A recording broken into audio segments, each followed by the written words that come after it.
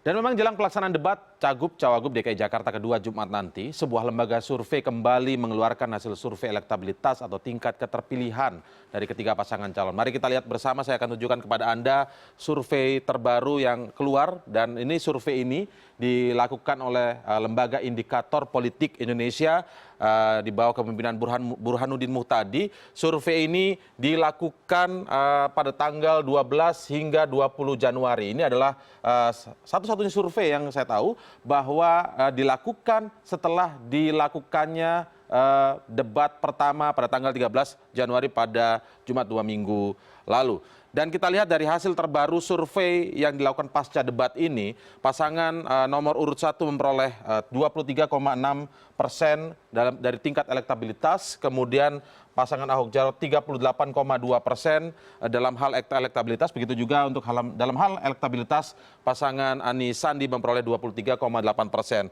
Di sini pasangan 1 dan pasangan nomor urut 3 berada di kisaran 23% saja, yang kemudian artinya berbeda sekitar kurang lebih 15% dengan pasangan petahana Ahok Jarot. Ini menjadi menarik karena pada beberapa survei-survei lain yang sebelumnya terlihat bahwa pasangan Agus Silvi yang mendominasi, kemudian juga jaraknya tidak terlalu terpaut jauh. Apakah ini adalah sebuah kondisi atau sinyal yang menunjukkan adanya rebound yang dilakukan oleh kandidat petahana? Tetapi ini adalah masih salah satu survei saja yang dilakukan oleh Indikator Politik Indonesia. Saya akan tunjukkan kepada Anda survei yang lain yang juga dilakukan menjelang debat kandidat yang kedua ini. Saya akan tunjukkan kepada Anda.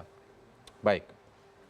Sebelumnya adalah survei yang dilakukan oleh Poltreking Indonesia. Survei ini dilakukan pada tanggal 9 hingga 13 Januari 2017. Dan memang sebenarnya debat itu dilakukan pada tanggal 13. Tapi ini adalah 13 malam debatnya. Sehingga kemungkinan juga belum mencakup atau meraup bagaimana reaksi publik sebenarnya ketika debat pertama itu berlangsung dan mempengaruhi tingkat elektabilitas calon. Tetapi kalau kita lihat data yang ada saat ini, dari survei Poltreking Indonesia dari tanggal 9 hingga 13 Januari, 30,25% merupakan angka atau persentase elektabilitas yang diperoleh oleh pasangan Agus Silvi, kemudian pasangan petahana Ahok Jarot memperoleh 28,88%, dan masih di kisaran angka 28, yakni pasangan Anies Sandi 28,63%. Yang perlu kita catat di sini adalah undecided voter yang masih 12,24%. Apakah ini menunjukkan bahwa sebenarnya para pemilih yang belum menentukan pilihan karena melihat masih menunggu bagaimana debat kedua maupun debat final ketiga nanti berlangsung,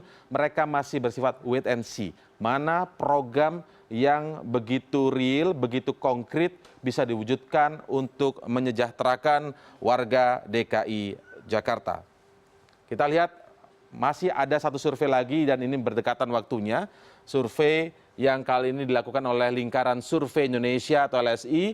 Ini periode surveinya adalah tanggal 5 sampai dengan 11 Januari 2017. Jadi memang dilakukan sebelum debat pertama itu berlangsung. Elektabilitas dari pasangan Agus Silvi di survei Lingkaran Survei Indonesia ini adalah 36,7%, kemudian pasangan petahana 32,6%, dan pasangan Anies Sandi memperoleh 21,4%. Paling tidak itulah gambaran dari survei dari ketiga lembaga survei yang dilakukan.